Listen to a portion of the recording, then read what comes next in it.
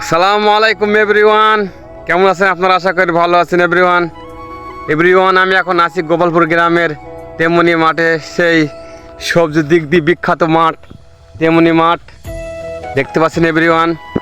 আমাদের এই তেমনি মাঠে এখন সব থেকে বিখ্যাত চাষ হচ্ছে সিম। তো এভরিওয়ান, আপনারা দেখতে পাচ্ছেন এই যে সিমের ফুল এসছে। এভরিওয়ান